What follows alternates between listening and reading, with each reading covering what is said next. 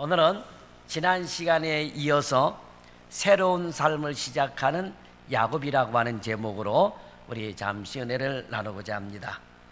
지난번에는 첫 번째까지만 했죠. 야곱은 하나님의 인도하심으로 하란에 무사히 도착했다라고 말씀을 드렸습니다. 오늘은 두 번째로 야곱은 원하는 사람을 만났다라고 하는 거예요. 자, 여러분, 원하는 사람을 만나는 것도 축복인 줄 믿습니다. 그죠? 원하지 않는 사람을 만나면 평생 고생을 하게 되는 거예요. 그런데 이 야곱은 지금 본인의 이상형을 만나고 본인이 원하는 사람을 만나게 됐다라고 하는 것입니다. 자, 하나님은 야곱에게 약속하신 말씀 중에 베델에서 내가 너를 이끌어라고 말씀하고 있습니다. 내가 너를 이끌겠다라고 말씀을 하고 있습니다. 그러니까 야곱이 하나님을 이끌고 나가는 것이 아니고 하나님께서 야곱을 이끌고 가신 거예요. 그래서 동방 땅에도 무사히 도착하게 된 겁니다. 하나님이 이끌어 가신 거예요. 그러니까 야곱이 어떤 사람을 만나든 어떤 환경을 만나든 어떤 여건이 됐든 이끌고 가신다라고 하는 거예요. 이끌고 가시는 거예요. 끌고 가시는 거예요. 자, 오늘 본문에도 보게 되면은 창세기 29장 1절에서 20절까지 보게 되면은 오늘 본문 말씀도 바로 그거예요. 하나님이 이끌고 가시는 장면이에요. 이끌고 가시는 겁니다. 그러니까 야곱이 동방에 이르게 된 것도 하나님의 인도하심과 이끄심이 없다면 쉽지 않는 여정이었다라고 하는 거예요. 왜? 그 당시에는 나침반도 없었어요, 여러분. 어떻게 갈 바를 알지 못하는데 어떻게? 그러니까 아브라함도 갈 바를 모르고 가나안을 향해서 떠났죠. 그러니까 하나님이 이끌어 가신 거예요. 떠나니까 이끌어 가신 거예요. 야곱도 마찬가지예요. 하란이 어딘지 몰라요. 동방이 어딘지 모릅니다. 그런데 무작정 도망가는 거예요. 어쨌든 뭐 대충 방향을 잡고야 갔겠죠. 그런데 대충 방향을 잡고 간다고 여러분 되어집니까? 그렇지가 않거든요. 간혹 지하철을 타다 보면 저도 방향 감각을 잃어버릴 때가 있어요. 방향 감각을 요즘은 자동차를 타고 막 다니다 보니까 지하철비가 얼마인지도 잘 모르겠고 버스가 얼마인지도 잘 모르겠더라고요. 그전에는 토큰 값이라든지 버스비를 알고 내고 타고 그랬거든요. 근데 요즘은 카드를 찍고 가니까 얼마가 찍혔는지도 몰라요. 그냥 무조건 어떻게 해요? 그냥 카드 찍고 가는 거냐. 삑 소리 나면 찍고 가는 거예요. 이게 요금이 얼마인지도 모르는 거예요. 그냥 버스 타도 뭐요? 카드 갖다 대면 알아서 결제가 되니까 그냥 삑 소리 나면 결제하고 가는 거죠. 그리고 이 지하철을 타고 갈 때에 지하철 알아보게 되면 뭐 이정표가 있습니다. 그 이정표를 보고 가야 돼요. 그러니까 이정표를 이게 안 보고 가게 되면 방향 감각을 잃어버리게 됩니다. 방향을. 한동안은 제가 그 종로로 가가지고 이 서울역을 가는 지하철을 타고 갔는데 한동안은 방향 감각이 잘 안 돼가지고 꼭 내가 서울역 쪽으로 가는 것이 아니라 청량역 쪽으로 가는 것 같아요. 그런데 이제 가다 보게 되면은 서울역 가는 방향을 차니까는 서울역이 나오게 되는데 방향 감각을 잃어버리게 되니까 지하실에서는 꼭 거꾸로 가는 것 같은, 반대로 가는 것 같은 그런 느낌이 들 때도 있다라고 하는 거죠. 더더군다나 여러분 광야길, 사막길을 가는 데 있어서는 방향 감각을 잡을 수가 없는 거예요. 그런데 동방에 무사히 도착했다라고 하는 것은 하나님이 이끌어 주시지 않았다 그런다면 불가능했다라고 하는 것입니다. 자, 그런데 하나님은 야곱을 동방의 하란 땅에 인도하셨을 뿐만 아니라 정확하게 목적지로 인도하셨다라고 하는 거예요. 정확하게 얼굴도 모르는 삼촌, 그죠? 오늘 본문에는 라헬이라고 하도 나오지만은 얼굴도 모르는 라헬, 그죠? 한 번도 보지 못했던 외가 쪽 식구들을 만나게 되는데 하나님이 이끌어 주시지 않았다라고 그런다면은 알 수 없는 그런 거였다라고 하는 것이죠. 외삼촌 라반의 집에 피해 있으라는 어머니의 말씀을 따라 외삼촌을 찾은 야곱에게 하나님은 외삼촌 라반을 만날 수 있도록 정확하게 그곳으로 인도하셨다라고 하는 거예요. 그런데 사실 야곱으로서는 외삼촌 라반이 어떤 사람인지 모르기 때문에 기대 반 걱정 반이었을 겁니다. 그렇죠? 도대체 외삼촌 라반이라는 사람이 어떤 사람일까? 후한 사람일까? 구두쇠일까? 선한 사람일까? 악한 사람일까? 어떤 사람일까? 겪어보지 않았기 때문에 모르는 거예요. 그죠? 잠깐 인사차 방문한 것도 아니고 형의 노여움이 풀릴 때까지 있어야 하기 때문에 외삼촌의 인품이나 행동이 무엇보다도 중요했던 것입니다. 잠깐 인사차 들은다 그런다면 안녕하세요 하고 며칠 이렇게 인사하고 오느냐 별 문제는 없는데, 이제 외삼촌 라반의 집에 앉아서 먹고 마시고 언제까지 그렇게 지낼지를 모르는데, 그렇잖아요. 여러분, 공짜로 여러분 되겠습니까? 공짜로 안 되죠. 그죠? 거기에다가 결혼까지 해야 하기 때문에 야곱으로서는 이 외삼촌에 대한 기대도 있었지만 과연 외삼촌이라고 하는 사람의 성품이 어떨까, 이거를 생각하지 않을 수가 없었다라고 하는 거죠. 그런데 다행히 외삼촌 라반은 처음 보는 야곱을 이야기만 듣고 반갑게 맞이해 주었다라고 하는 겁니다. 라반이 야곱의 소식을 듣고 달려와서 그를 영접하여 안고 입맞추고 자기 집으로 인도하여 드렸다라고 기록이 되어 있죠. 13절에 보면 나중에 라반의 행동을 볼 때 진심으로 반가워했는지는 모르겠지만 하나님의 인도하심과 이끄심 가운데 야곱이 안심을 가질 수 있도록 반갑게 맞이해 주었다라고 하는 거죠. 후에 야곱에게 하는 행동으로 볼 때 하나님의 인도하심과 이끄심이 아니었다고 한다면 정말 굉장히 어려움을 당할 그런 일이었다라고 하는 것입니다. 그죠? 라반이 얼마나 여러분 나쁜 사람입니까? 그렇잖아요. 그러니까 하나님께서 이끌어 주시지 아니하시고 도와주지 아니했다라고 한다면 굉장히 어려웠을 것이다라고 하는 거예요.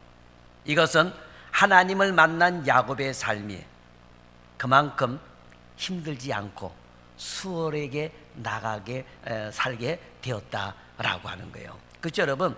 어떤 어려운 환경 속에서도 야곱이 깨달았는지 안 깨달았는지는 모르겠지만 하나님이 그렇게 인도해 주시지 않고 라반의 마음을 붙잡아 주지 아니하셨다는다면 야곱의 마음은 굉장히 무거웠을 거예요. 그죠? 눈치밥 먹어야 되고 눈치껏 있어야 되고, 그런데 얼마나 반갑게 맞이해 주는지. 그죠? 그러면서 이제는 가벼운 마음을 가지고 새롭게 출발을 할 수 있었다라고 하는 거죠. 자, 그런데 야곱이 이 동방 하란에 무사히 도착하고 또 외삼촌 라반을 반갑게 만난 것보다 더 극적인 만남이 있습니다. 그것은 야곱이 동방에 이르러 우물이 있고 양떼와 목자가 있는 곳에 당도하였을 때 바로 그곳으로 야곱의 일생에 가장 중요한 사람이 다가오고 있었다라고 하는 거죠. 어쩌면 이 여인 때문에 야곱의 삶이 힘들어진 것이 아닌가 할 만큼 뜨겁고도 운명적인 라헬과의 만남이 이루어졌다라고 하는 거예요. 그러니까 라헬을 만남으로 인해서 삶이 더 힘들어지고 어려움이 생기게 됩니다. 그런데도 운명적인 만남이다 라고 하는 거죠.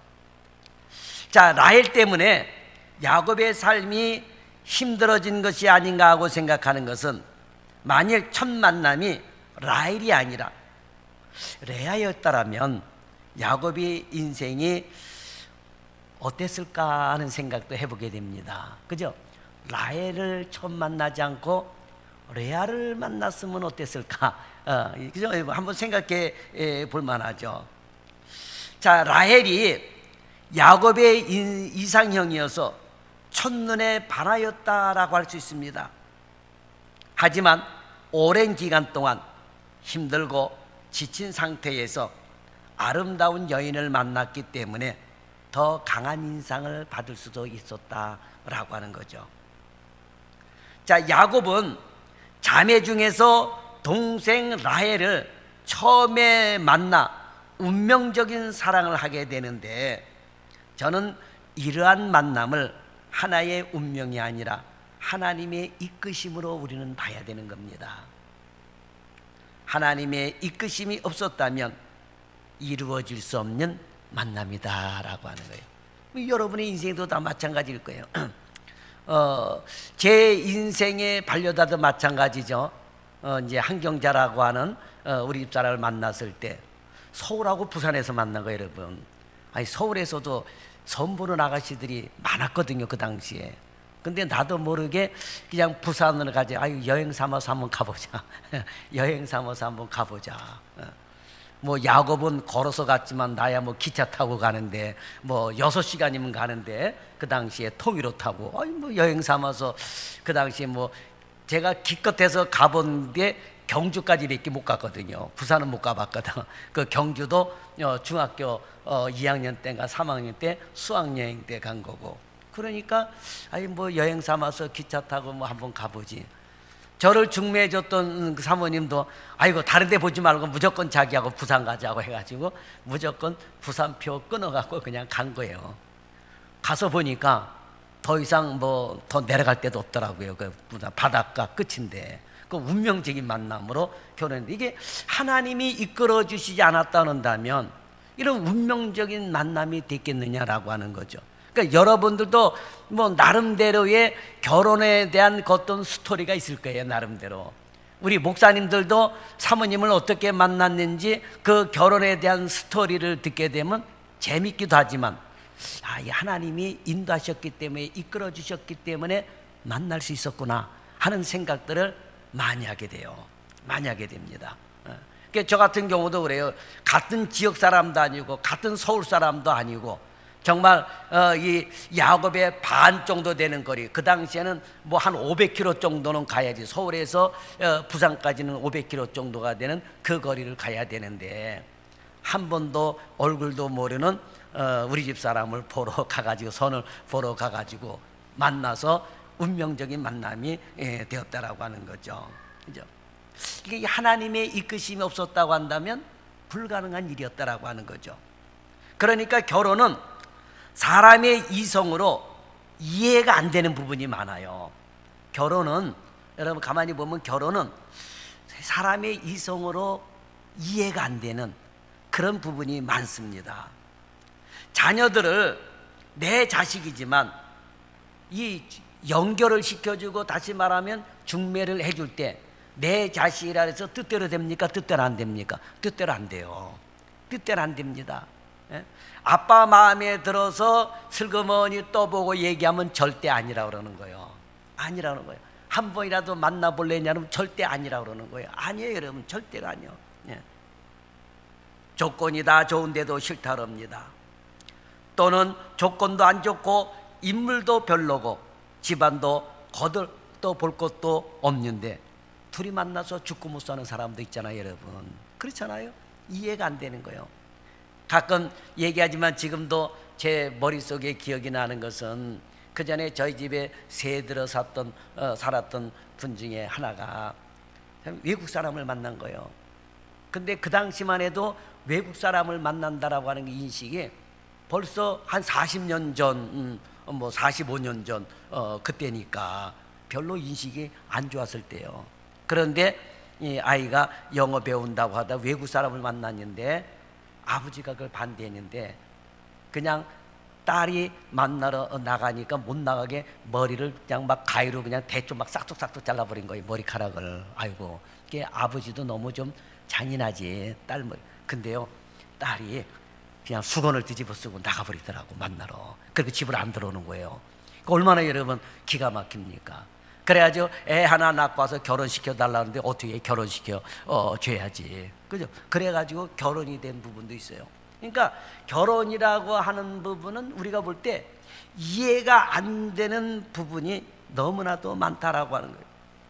그래서 하는 말이 짝은 하늘이 정해준다.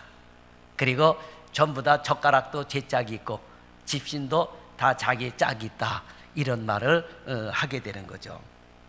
그러니까 야곱에게 있어서 하늘이 정한 짝이 바로 라헬인 것처럼 라헬은 야곱이 외삼촌에 대한 기대와 궁금증이 최고조로 있을 때에 야곱이 제일 만난 사람이 바로 라헬이었다라고 하는 거예요.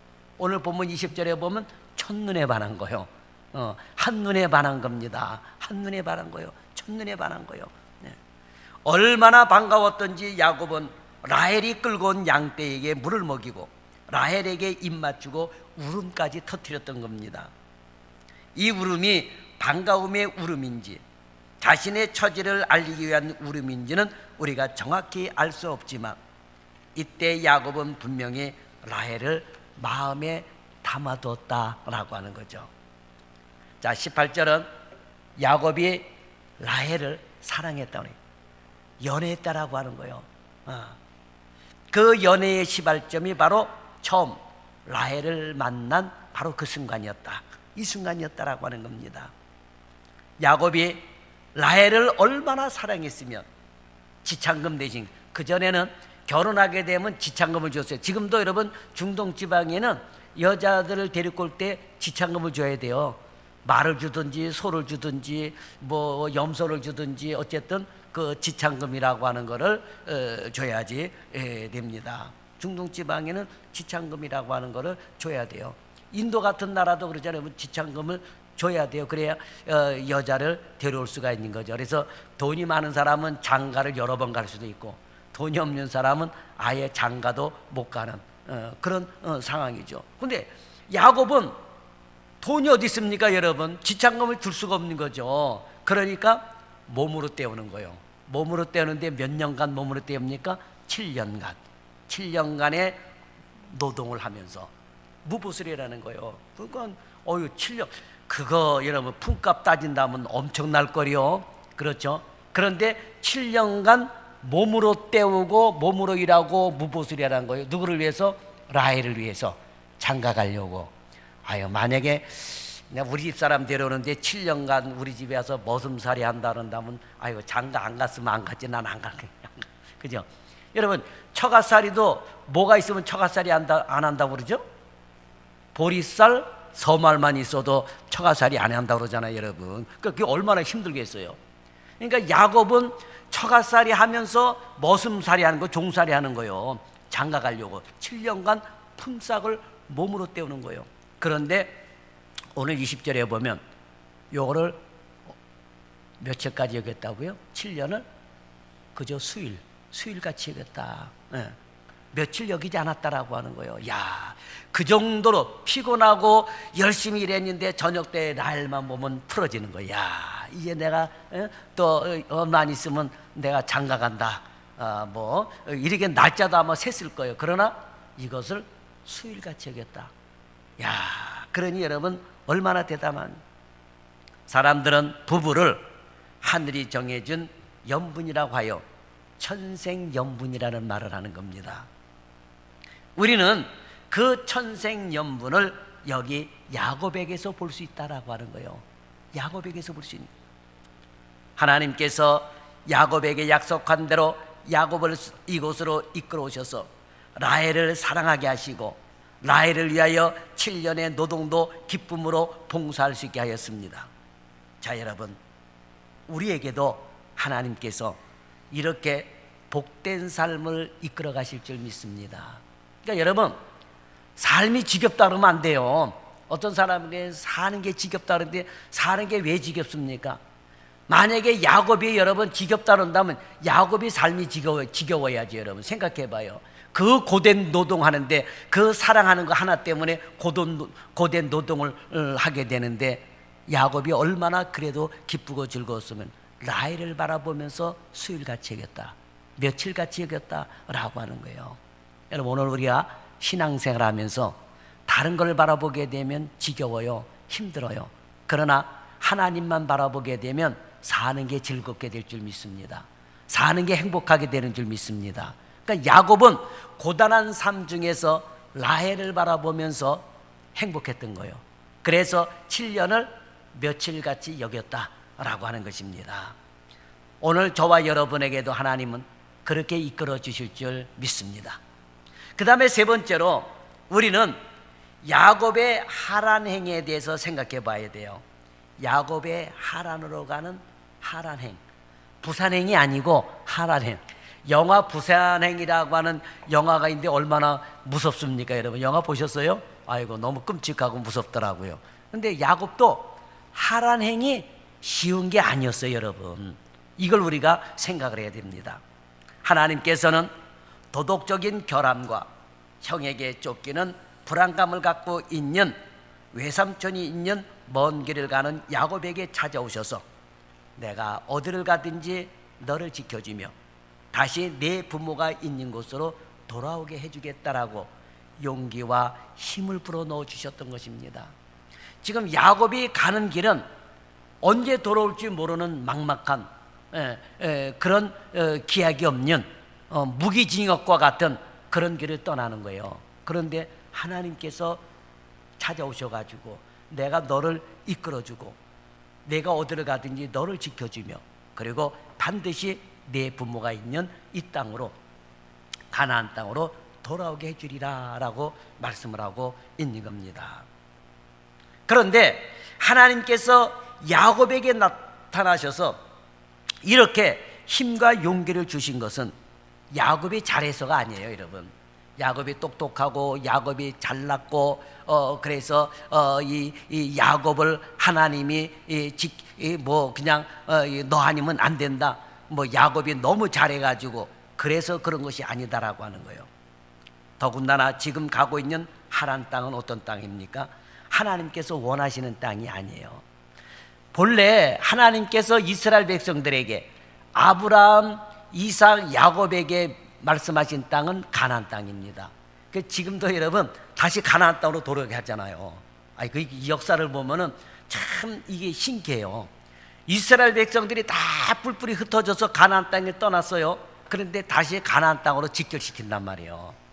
그러니까 하나님은 가나안 땅에 있기를 원하시는 거예요. 아브라함이 가나안 땅을 떠났지만 다시 가나안 땅으로 돌아오게 하시고, 이삭이 가나안 땅을 떠나서 애굽으로 가려고 했지만 하나님은 그랄 지역에서 못 가게 막으시고 다시 가나안으로 돌아오게 하시고, 그렇죠? 하나님은 그렇게 가나안을 떠나지 못하게 했었어요. 그런데 지금 야곱이 가는 길은 어디? 하란 땅이요. 가나안 땅을 벗어나서 갑니다. 그러니까 야곱이 도착한 이곳 하란이 어떤 곳입니까? 100년 전에 아버지 아브라함이 하나님의 말씀 하나만을 붙잡고 가나안을 향하여 떠났던 땅이에요. 그러니까 100년 전에 할아버지가 떠났던 땅을 다시 돌아오는 거예요. 그런데 지금 그의 손자 야곱이 그 땅으로 다시 돌아가요. 가나안에서 태어났는데 다시 그 땅으로 다시 돌아갑니다. 다시 돌아가요. 이것은 어떤 식으로 설명해도 좋게 설명할 수 없는 상태입니다. 이것은 결코 정착해서 살아도 되는 땅이 아니에요. 하란 땅은 야곱이 하란으로 갔지만 거기 정착해서 살 수 있는 땅이 아니다라고 하는 것입니다. 아무리 이 하란에서 삼촌이 있는 곳에 라헬을 사랑하는 이곳에서 성공해도 눌러 살 수 있는 터전이 아니다라고 하는 겁니다. 할아버지 아브라함이 하나님의 약속을 따라 모든 것을 버리면서 이것을 떠났듯이 이곳 하란은 반드시 야곱도 떠나야 하는 땅이다 라고 하는 거예요. 자, 그런데 아브라함이 버린 이 땅, 아브라함이 떠난 이 땅을 야곱이 왜 다시 찾아오게 된 것입니까? 표면적인 이유는 형을 피하기 위하여 어머니가 제시한 땅이기 때문이기도 합니다. 하지만 또 하나 이유는 야곱의 죄 때문이다라고 하는 거예요. 표면적으로는 네가 죄를 졌으니까 외삼촌 집으로 가라는 게 아니에요. 표면적으로는 어쨌든 형을 속이고 형이 노여했으니까 일단 잠시만 형의 노염이 풀릴 때까지 표면적으로는 하란으로 가 있다가 와라. 표면적은 그거예요. 그러나 야곱이 진짜로 가나안을 벗어나서 하란 땅으로 가게 된 이유는 바로 죄 때문이라고 하는 거예요. 하나님 나라의 유업을 잇는 장자권을 하나님의 순리에 의한 방법이 아니라 인간적인 방법으로 사기를 쳤기 때문에 지금 야곱은 어떻게 보면 사기꾼이에요. 사기꾼. 에서가 말한 대로 야곱이라고 하는 이름이 여러분 사기꾼이라고 하는 게 사기꾼. 그러니까 그 사기를 쳤기 때문에 그 죄 때문에 지금 하란으로 돌아올 수밖에 없었다라고 하는 거예요. 하란으로 내려올 수밖에 없어. 마치 모세가 자신의 힘과 능력으로 유다 백성들을 구하려고 혈기를 부리다가 그 혈기에 못 이겨 동족을 죽이는 살인죄를 범한 결과로 광야로 도망친 것과 유사하다라고 하는 거예요. 그러니까 여러분 생각해 봐요. 그 애굽 사람을 쳐 죽였단 말이에요. 동족을 괴롭히는. 그런데 그 다음날 나가서 보게 되니까 뭐요? 그 자기 동족끼리 싸우는데 왜 싸우냐니까 그 동족이 어떻게 해요? 네가 애굽 사람을 죽인 것처럼 나도 죽이려냐 하니까는 살인죄가 탄로가 나가게 되니까 애굽 땅에 있지 못하고 광야로 도망간 것과 같은 이 야곱이 그런 입장이 되고 말았다라고 하는 것이죠. 모세가 광야로 몸을 피한 것이 자신의 죄 때문인 것과 지금 야곱이 사실은 내려가서는 안 되는 하란 땅으로, 지금 내려가지 말아야 할 하란 땅으로 몸을 피하는 것은 바로 모세가 살인죄를 저지른 것처럼 야곱은 사기죄를 졌기 때문에 어쩔 수 없이 내려가게 됐다라고 하는 거예요. 야곱은 지금 아버지를 속이고 형의 장자권을 탈취한 죄로 가지 말아야 할 땅, 할아버지가 버리고 간 하란 땅으로 다시 내려갈 수밖에 없었는데 그거는 바로 죄의 결과였다라고 하는 거예요.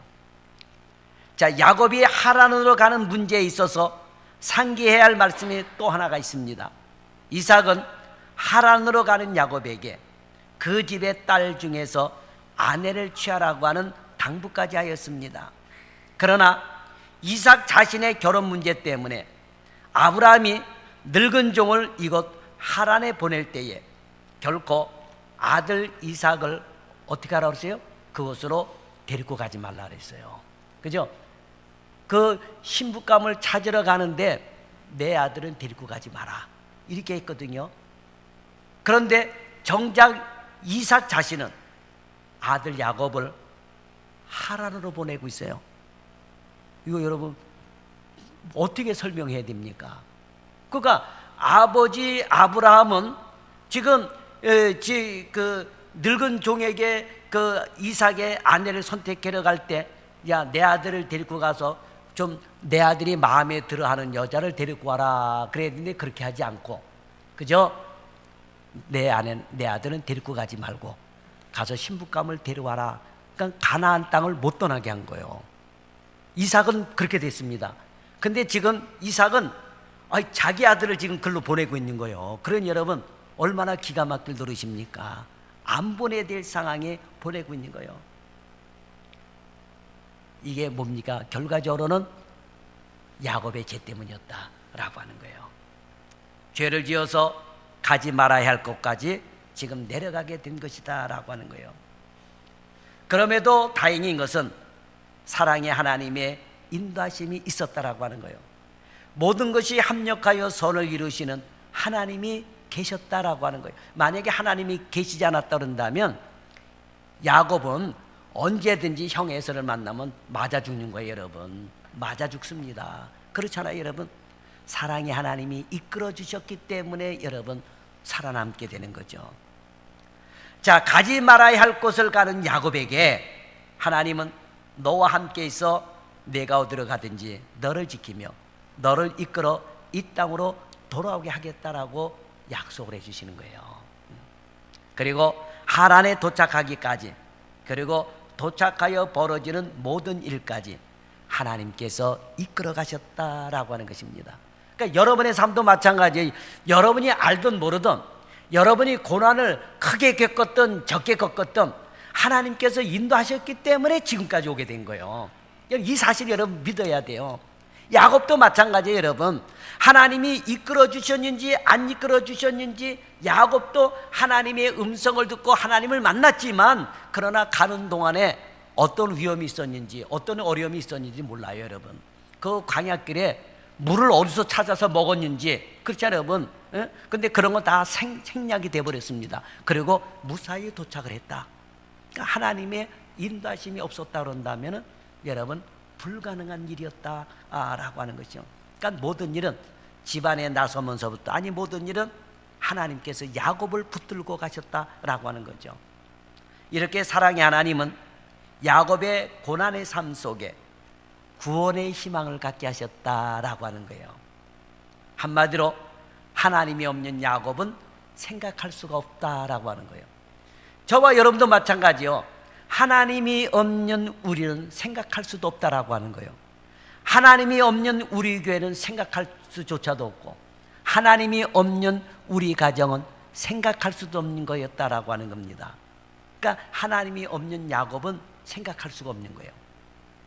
전혀 희망도 없이 외삼촌 댁에서 죽도록 노동만 하다가 언젠가 형으로부터 복수를 당하고 죽을 수 있는 불안한 삶이 야곱의 삶이었던 것입니다. 그런데 이런 야곱이 하나님을 만난 이후 자신감을 갖게 되었고, 그 힘으로 야곱은 이곳 하란 외삼촌 댁에 와서 자신 있게 살 수 있었던 것입니다. 그리고 아버지 이삭과 어머니 리브가의 소망대로 이제 좋은 사람을 만나게 되고, 그리고 연애하면서 살게 되었다라고. 비록 7년 동안 몸으로 떼어가면서 지참금을 몸으로 떼어가면서 하게 되었지만, 그러나 이 모든 것이 하나님의 보호하심과 인도하심의 은혜였다라고 하는 것입니다. 오늘 저와 여러분도 이 같은 하나님의 은혜들을 체험하게 된 줄 믿습니다. 깨달든 깨닫지 못하든 하나님이 인도하셨다고 하는 것을 여러분 오늘 이 시간을 통해서 깨달을 수 있기를 바랍니다. 그리고 3일 예배가 됐던 주일 예배가 됐던 새벽 예배가 됐던 예배와 말씀을 통해서, 그리고 기도와 찬양 속에서 하나님을 만날 수 있기를 바랍니다. 그래서 우리가 드려지는 이곳이 베델이 되어야 될 줄 믿습니다. 야곱이 만났던 그 집, 그죠? 오늘 저와 여러분이 만나는 그 집 베델이 되어야 될 줄 믿습니다.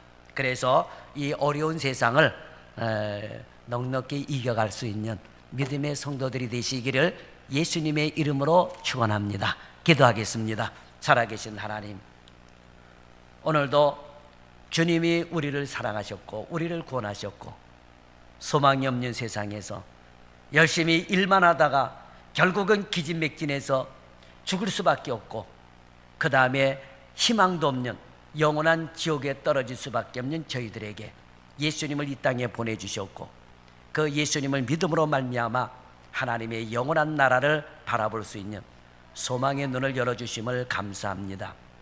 희망이 없던 야곱에게, 죄를 지었던 야곱에게, 죄값으로 인하여 평생 외삼촌 집에서 노동하며 살 수밖에 없는 그 야곱에게, 그리고 형 에서에게 들키면 맞아 죽을 수밖에 없는 그런 운명을 가진 야곱에게 하나님은 야곱을 만나주시고 이끌어주시고 운명을 변화시켜 주셨습니다. 오늘 우리에게도 주님이 우리를 만나주셔서 우리의 운명을 바꿔주시고 운명 탓하고 신세 한탄하는 성도들이 하나도 없게 하여 주옵소서. 꿈과 소망을 가지고 믿음 생활 잘하고 하나님을 바라볼 때마다 우리 하나님을 사랑하고 그 계명을 지키는, 그러면서 하나님의 영광을 위하여 살아가는 성도들이 다 되게 하여 주옵소서. 오늘도 야곱의 인물을 보면서 야곱보다 더한 우리의 성품을 변화시키시고 다듬어 주시고 나를 지금까지 이끌어 주신 그 하나님의 은혜를 깨닫는 성도들이 다 되게 하여 주옵소서. 예수님의 이름으로 기도드렸나이다. 아멘.